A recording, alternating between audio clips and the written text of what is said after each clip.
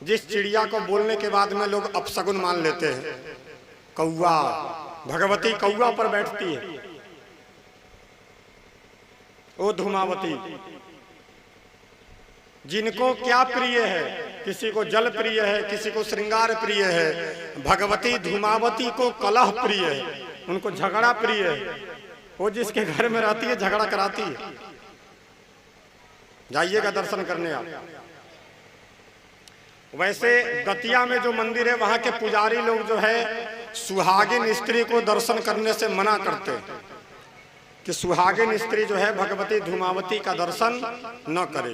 भगवती धूमावती को विधवा प्रिय है, क्योंकि भगवती धूमावती विधवा रूप में पूजी जाती है। सफेद कपड़ा पहनती है, सफेद पुष्प की माला पहनती है, 3 नेत्र धारण करती है, हाथ में हमेशा सूप लिए रहती है जिससे चावल साफ किया जाता है। सूप ऐसे और हाथ हिलते रहता है, बाल बिखरे रहता है।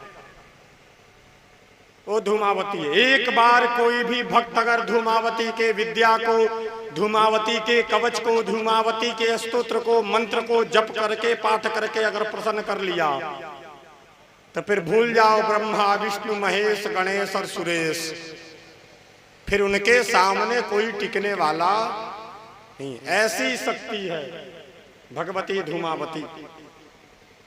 जिनको कलह प्रिय है, जब भगवान शंकर पूरे ब्रह्मांड को विनाश करने के लिए जब कार्य में आते हैं, तब जाकर के भगवती धूमावती प्रकट होकर के और पूरे ब्रह्मांड को धुआं से भर करके अंधकार कर देती है। वो धूमावती है। धूमावती की सहायता से ही भगवान शंकर सृष्टि का विनाश कर पाते हैं। इसलिए धूमावती मैया का फोटो घर में नहीं लगाया जाता, क्योंकि उनको कलह प्रिय है। फिर घर में झगड़ा होना चालू, बिना फोटो रखे तो पटीदार पड़ोसी से नहीं बन रहा, लगता ऐसे है जैसे बॉर्डर है। लेकिन भगवती धूमावती की महिमा, वहां का दतिया में जब आप जाइएगा धूमावती के पास, प्रसाद चढ़ाने के बाद में जो भक्त हैं वो प्रसाद को घर पर भी लेकर के नहीं आते हैं, वहीं खा करके बांट देते हैं। इतने डरते हैं लोग। वृंदावन में एक महाराज जी थे, धूमावती मैया का वही दर्शन करने के लिए गए। जटा वटा था उनका भयंकर। वह पुजारी क्या किए कि धूमावती का माला उनको दे दिए। वो माला लेकर के झोली में डाल लिए। झोली से मोबाइल गिर गया, पैसा गिर गया, कुछ टिकने ही ना लगे उनके पास, और माला को बचा के रखे थे। फिर जाकर के वहां फोन किए, तब वो लोग महिमा बताए कि महाराज जी झोली को ले जाइए, जमुना जी में धो दीजिए। तब जाकर के धुले। आज भी धूमावती की महिमा का सत्य घटना है कि एक पेंटर, पेंटिंग करने वाला व्यक्ति धूमावती का दर्शन करने के लिए गया। घर में आकर के धूमावती का पेंटिंग बना करके घर में रखा और उसके पत्नी का देहांत हो गया। और स्वप्न में आया कि मुझे पहुंचाओ। तब जाकर के उस फोटो को, धूमावती मैया के फोटो को पहुंचाया गया मंदिर में। एक सुहागिन स्त्री भगवती का दर्शन करके आई तो उसके पति की मृत्यु हो गई, वो विधवा हो गई। वहीं के लोग महिमा बताते हैं। लेकिन जो धर्म को नहीं मानते, जो रील वाले भक्त होते हैं, वो सब जाकर के दर्शन कर लेते हैं। धूमावती की इतनी महिमा है, कलह प्रिय है। धूमावत्यै च विद्महे संहारिण्यै च धीमहि। जो संहार करती है धूमावती। धूमावती के अवतार की कथा अलग अलग दो मिलता है। एक तो मिलता है कि भगवान शंकर के पास भगवान विष्णु, ब्रह्मा सब लोग भोजन करने के लिए आ गए। तो भोजन करने के लिए जब आए तो भगवती पार्वती जो है सबको भोजन कराने लगी। तो भगवान विष्णु बोले कि देवी आप भी हम सबके साथ बैठिए। तो भगवती पार्वती बोली कि नहीं, हम तो स्वामी का प्रसाद पाते हैं। स्वामी जब छोड़ते हैं उसी में से हम पाते हैं। फिर भगवान विष्णु, भगवान शिव से बोले कि प्रभु आज छोड़ना नहीं है, आज आनंद लिया जाए। फिर भगवान शिव नहीं छोड़ते हैं भोजन को भगवती पार्वती के लिए। और भगवान विष्णु की माया के कारण रसोई में भी जितने भोजन होते हैं वो सब समाप्त हो जाते हैं। तो सबके भोजन करने के बाद में जब भगवती पार्वती भगवान शंकर के थाली को हटा करके देखती है तो कोई प्रसाद नहीं, और जब रसोई में जाती है तो रसोई में भी कोई प्रसाद नहीं। तब भगवती पार्वती जब भगवान शंकर के पास जाती है तो शंकर समाधि में रहते हैं। जानबूझ करके बार बार कहती है कि मुझे भूख लगा है, मुझे भोजन दो, लेकिन भगवान शंकर समाधि से नहीं, क्योंकि भगवान विष्णु से बातें हो चुकी रहती है।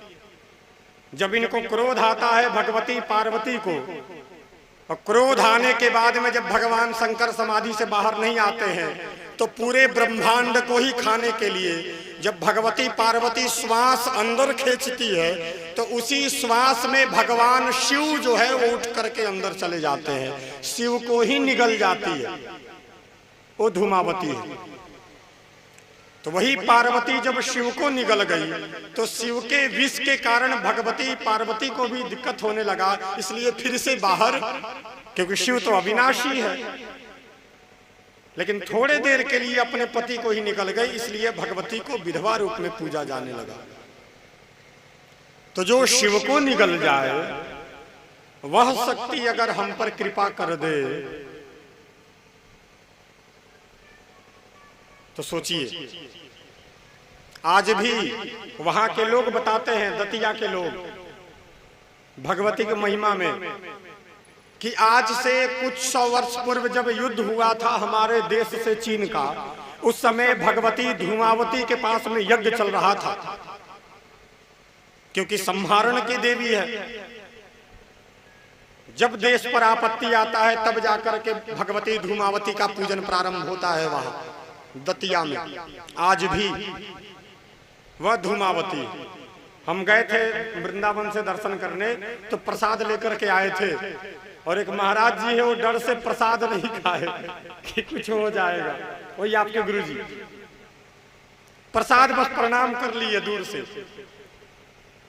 ये बात सही है, धूमावती माँ अगर है तो दूसरे के लिए क्रोधी है ना, बच्चे के लिए कभी क्रोध नहीं कर सकती। आप प्रसाद लाइए, आप प्रसाद खाइए।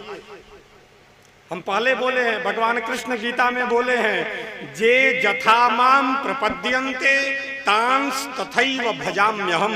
भगवान कृष्ण गीता में बोले हैं कि जो जिस प्रकार से जिस संबंध से मुझे भजता है, ठीक उसी प्रकार से उसी संबंध से उतने ही श्रद्धा से मैं भी उसको भजता हूँ।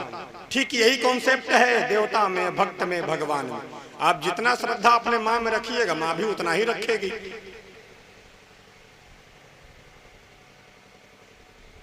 तो वह भगवती धूमावती है।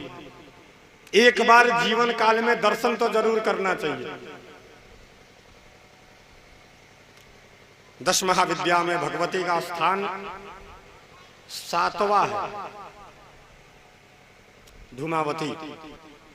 और एक और है कि भगवती सती जब अपने पिता दक्ष के यहाँ योग अग्नि से जब अपने शरीर को त्यागी, उससे जो धुआं निकला उसी से भगवती धूमावती प्रकट हुई। या 2 कहानी मिलता है भगवती धूमावती का।